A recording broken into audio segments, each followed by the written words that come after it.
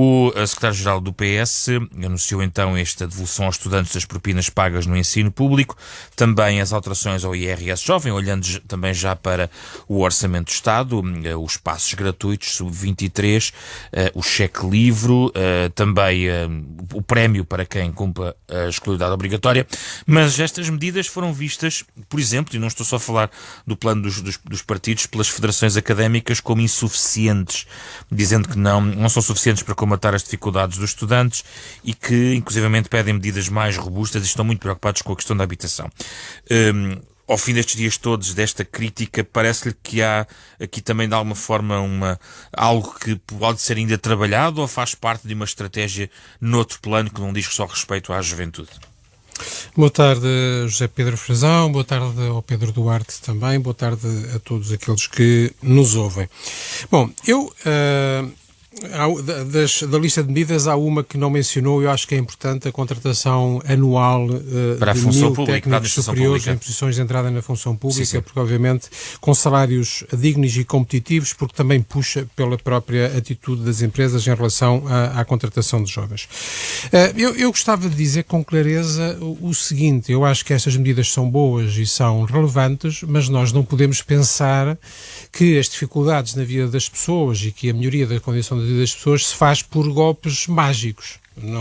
Em política não há milagres. Eu acredito mais na evolução e na reforma contínua e progressiva e persistente do que aquelas iniciativas que supõem que agora de repente com um pacote de medidas vamos resolver. Então devemos lê-las como um pequeno passo, um passo inicial?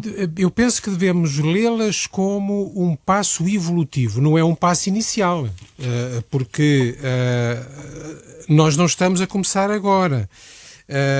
O facto de nós termos, por exemplo, muito mais bolsas para estudantes e aumentado a elegibilidade para bolsas de estudantes no ensino superior faz parte desse trabalho. O facto de termos tido uma política que fez com que a remuneração média dos jovens tenha subido 46% nos últimos anos faz parte de um percurso.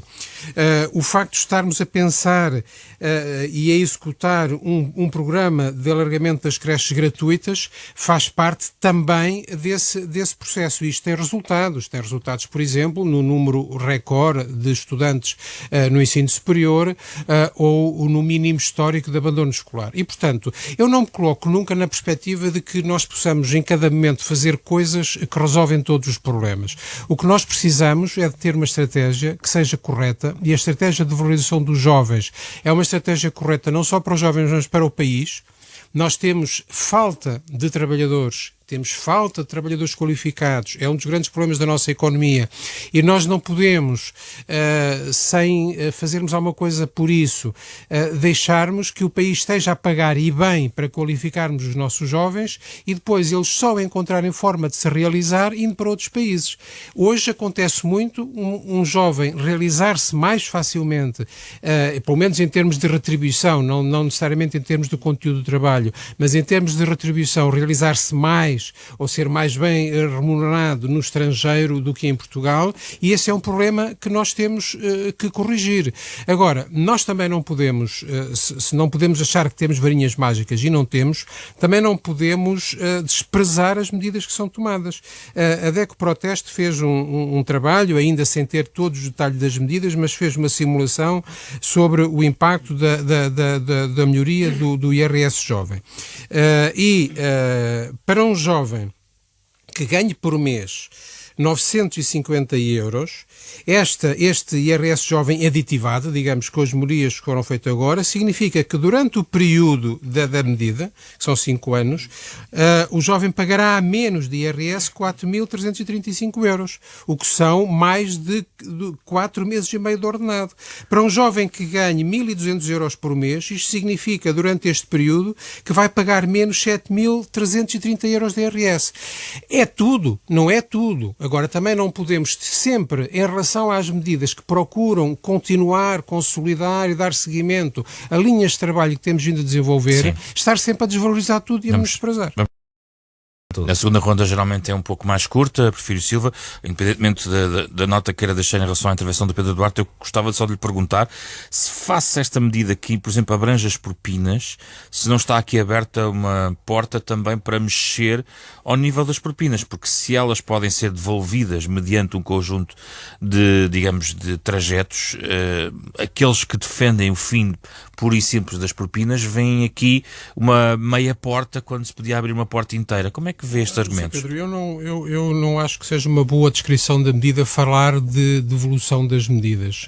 Nós chamamos de um prémio salarial para jovens qualificados, porque de facto é feito depois de completada a formação, portanto, tantos anos quando se pagou propina de licenciatura, 697 euros por ano, e 1.500. Tantos anos como se pagou de propinas de mestrado, 1.500 euros por ano, mas depois de completada a formação. Portanto, isto não é, na realidade, até pode ser interessante propagandisticamente dizer que é uma devolução das propinas, mas não é. É um incentivo a que os jovens fiquem e a que os empregadores privados também vão atrás desse incentivo e procurem também compensar os jovens. Mas não há caminho ao facto das propinas deixarem de ser cobradas ao nível que estão? José Pedro, é preciso não esquecer que nós já reduzimos as propinas em mais de 400 euros por ano. Portanto, isto também para responder ao Pedro Duarte. Eu penso que realmente uma coisa que cada dia me surpreende mais no PSD é que o PSD tem a conversa dos radicais que tem uma característica muito notável, é que nunca estão informados sobre nada do que se faz. Porque vir dizer que esta matéria foi agora discutida nos últimos dias e que foi uma coisa que o António Costa se lembrou agora de repente, é esquecer que nós andamos há vários anos a reduzir as propinas, que nós tornámos os manuais escolares gratuitos para toda a escolaridade obrigatória, que nós alargámos o Porta 65, que é um programa para apoio direto ao rendimento, de forma que já desde 2022 todas as candidaturas elegíveis foram apoiadas e que estão as candidaturas permanentemente em aberto também para a questão da habitação. É esquecer que nós pusemos no acordo de médio prazo um objetivo muito ambicioso de aumento dos salários em Portugal, precisamente porque temos consciência de que nós ainda somos um país onde as qualificações não são suficientemente remuneradas e, portanto, o que eu digo é o seguinte: nós não podemos ter a arrogância de dizer, pronto, descobrimos a pólvora agora e vamos resolver os problemas todos. Se disséssemos isso, estaríamos a ser tontos. Mas também estamos a ser tontos se estivermos sempre a desvalorizar todos os passos que são dados. E eu, francamente,